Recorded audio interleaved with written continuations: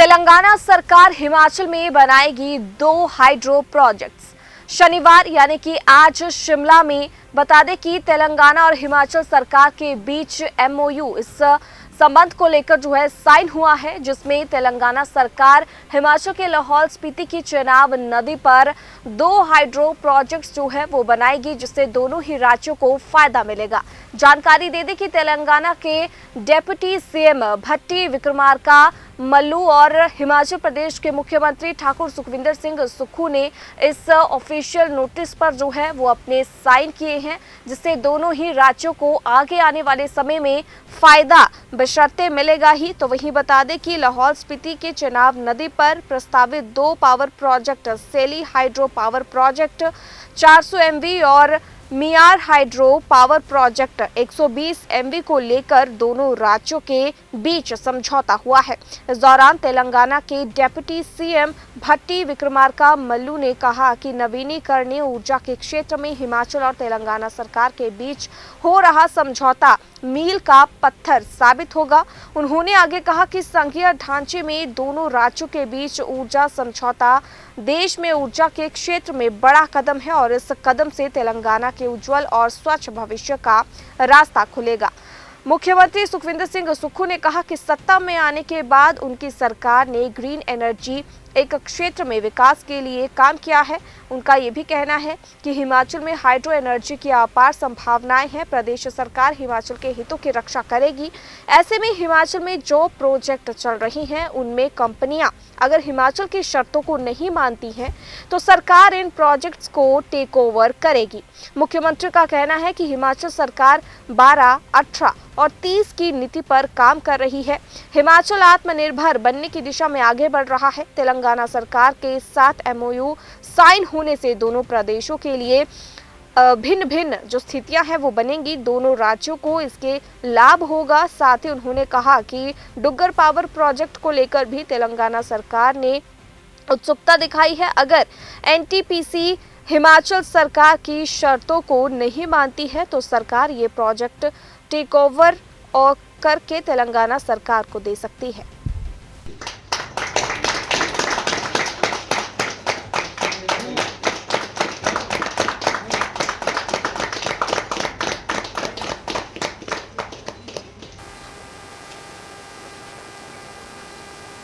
Very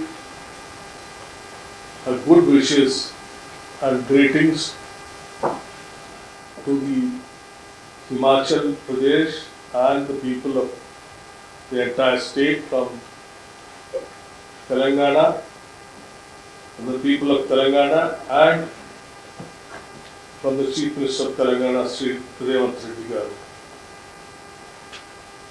It is an honor and privilege to stand before you today in the richest city of Shimla,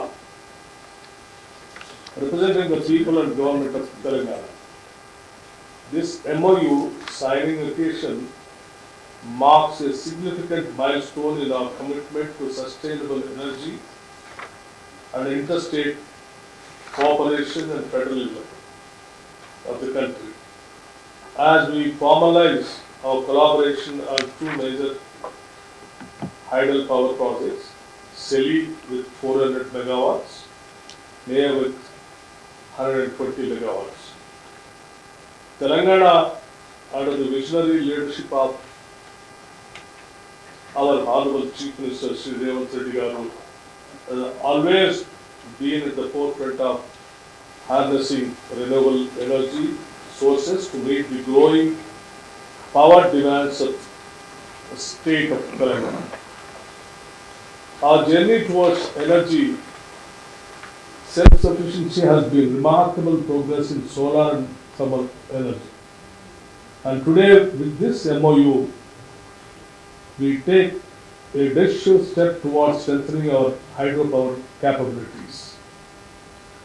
Telangana is already in forefront in hydropower with 2,520 megawatts with reverse pumping mechanism.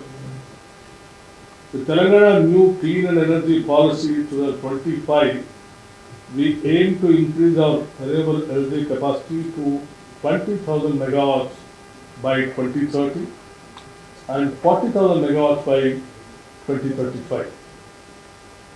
The signing of this memorandum of understanding with the government of Himachal Pradesh is more than just an agreement, it is a testament to the power of cooperation and shared vision. Hydropower is not only a clean and renewable energy source, but also a reliable means of ensuring energy security and future generations. By leveraging the natural resources and expertise of both our states, we are fostering a model of sustainable development that will benefit millions of people. This partnership is a reflection of the strong ties between Telangana and Himachal Pradesh. It showcases how two states, despite their different geographical conditions, can come together for a common cause, building a greener, self-reliant and energy-efficient India. I extend my heartfelt gratitude to the Honorable Chief Minister of Himachal Pradesh and his dedicated team for their support and commitment to this initiative. I also commend the officials from Telangana for their relentless efforts in making this agreement a reality. As we sign this MOU today, let us reaffirm our resolve to work together in achieving energy sustainability, economic progress, and environmental preservation. This is just the beginning of a new chapter in Telangana's journey towards a brighter, cleaner, and more prosperous future. I thank you once again, our Honorable Chief Minister, Sri Sukhwinder Singh Sukkhu, for taking it to a reality and making this MOU a successful partnership kind of a program in between these two states. I once again convey my greetings from the state of our Telangana people for all-round development of the state of Himachal Pradesh and for its well-being and successful governance and bright and better future of the state. Thank you. Deputy Chief Minister Telangana, Sultania ji, all respected guests, on behalf of Himachal Pradesh, I welcome you in this small hilly states and respected all office bearers, honorable health ministers, all media persons. 2 years back, 2 साल पहले जब हमारी सरकार बनी तो हमने सबसे पहले अपने प्राकृतिक सौंदर्य को देखा और वेल्थ के रूप में हमने पानी को पहचाना। हमारे पास जो रिसोर्स है, 5 नदियां हैं, ग्लेशियर्स है, बर्फ़ है,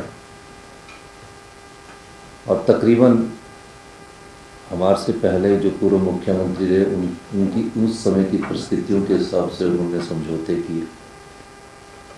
लेकिन किसी भी स्टेट को प्रोस्पेरस बनाना है और सेल्फ रिलायंट बनाना है और फ्यूचर में 2032 में हम अपने आप को रिचेस्ट एंड प्रोस्पेरस स्टेट बनाने की दिशा में जो नीतिगत परिवर्तन ला रहे हैं और 2027 में हम सेल्फ रिलायंट बनने की कोशिश कर रहे हैं, वो अपनी इसी संपदा से कर रहे हैं।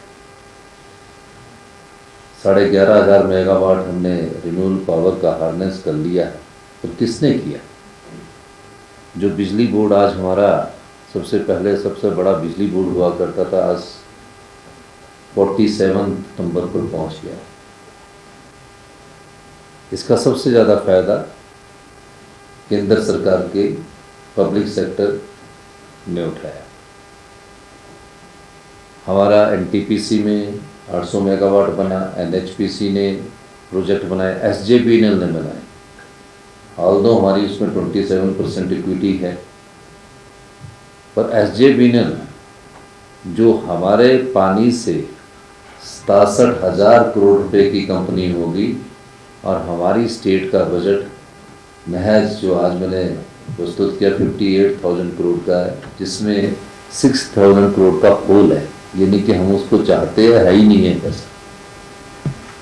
फिर हमने इस चीज़ को पहचाना और मेरी केंद्रीय मंत्रियों से भी बात हुई कि हम अपनी संपत्ति को लूटने नहीं देंगे, ना ही लुटाएंगे। और इस दृष्टि से हमने पूरा सोच विचार करके सभी अधिकारियों के साथ बैठकर एक नीतिगत फैसला किया कि हम अपनी पॉलिसी में व्यापक परिवर्तन करेंगे। 12-18-30 की हम पॉलिसी लेकर आए। 2006 में जब ये पहली बार पॉलिसी बनी थी, उसमें मैंने मेन आर्किटेक्ट में मैडम सोस के साथ था।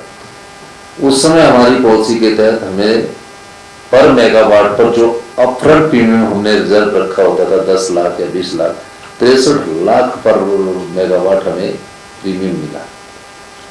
पॉलिसी में बदलाव हुआ, परिस्थितियों के हिसाब से पॉलिसी में बदलाव होता रहता है।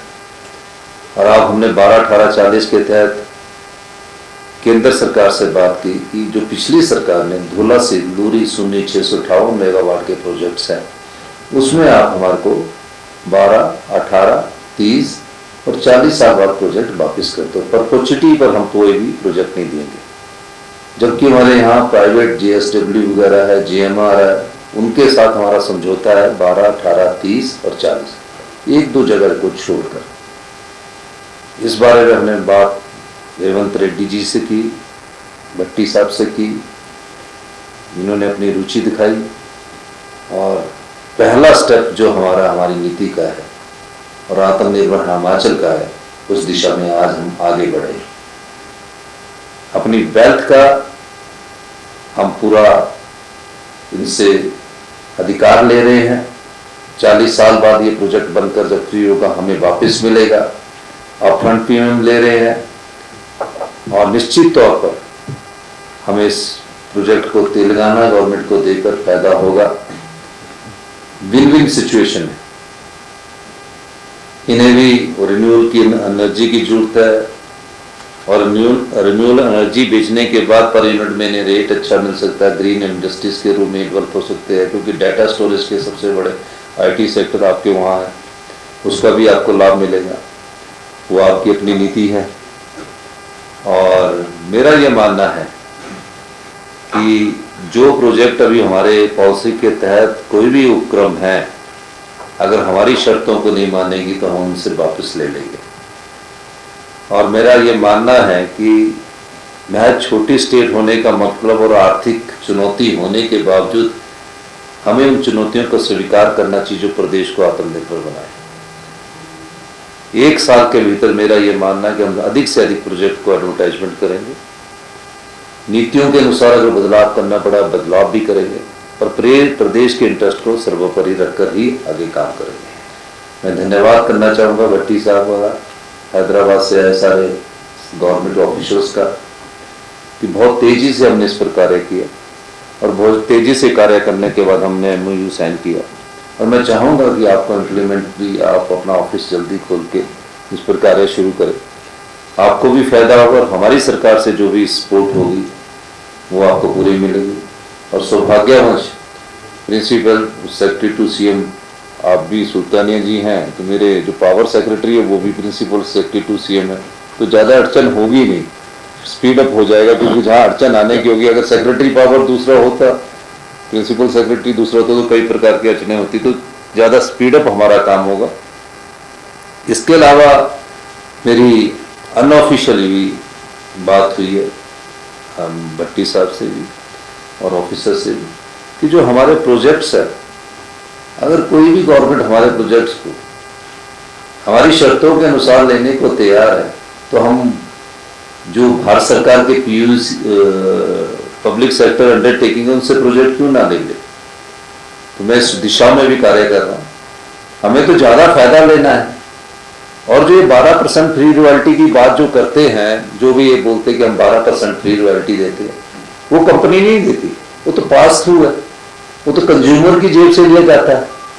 जब वो कंज्यूमर की जेब से लिया जाता है तो हम एडवर्टाइजमेंट करते हैं कि ये तो हमको मिलना ही है। इसके ऊपर आप बताइए कितनी फ्री रॉयल्टी देंगे।